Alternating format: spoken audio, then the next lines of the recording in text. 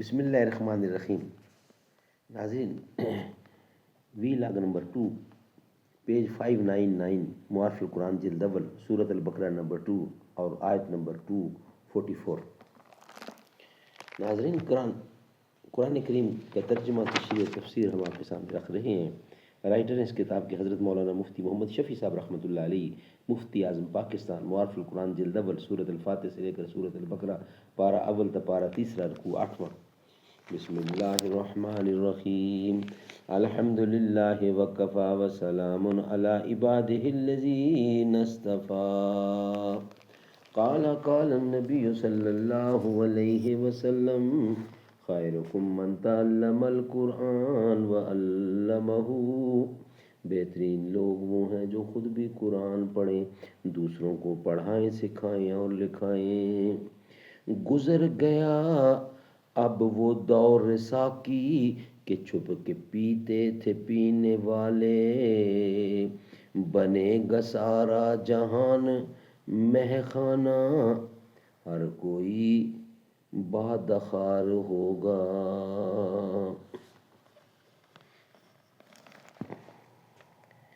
تیسرا مسئلہ، اس آیت سے یہ مستفاد ہوا کہ نجوف یعنی بخوف موت جہاد سے بھاگنا بھی حرام ہے. قرآن کریم میں یہ مسئلہ دوسری جگہ زیادہ تفصیل اور وضاحت سے آیا ہے، جس میں بعض خاص صورتوں کو مستثنا بھی فرمایا گیا ہے. جو مضمون اس آیت کا ہے تقریباً یہی مضمون دوسری آیت میں جہاد سے بھاگنے والوں یا اس میں شامل نہ ہونے والوں کے بارے میں آیا ہے. ارشاد یہ ہے، الذین قالوا لاخوانہم وقعدوا لو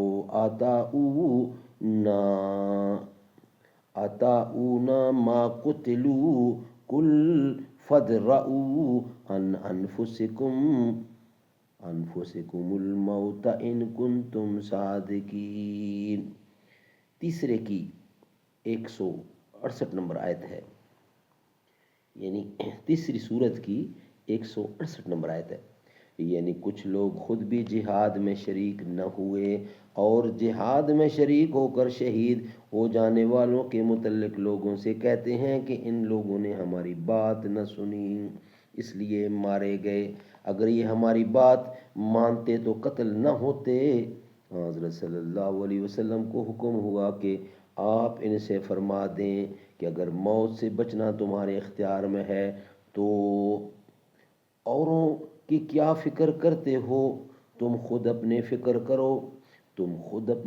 کرو اور اپنے آپ کو موت سے بچا لو. یعنی جہاد میں جانے نہ جانے پر موقوف نہیں، تمہارے گھر بیٹھے ہوئے بھی آخر موت آئے گی. سبحان اللہ سبحان اللہ. ناظرین، یہ تھا وی لاگ نمبر 2.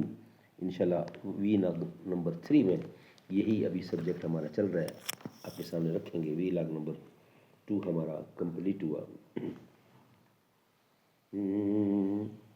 جو خدا کی عبادت سے غافل رہا وہی سوتا رہا آدمی رات بھر دل کی بستی مہکتی رہی.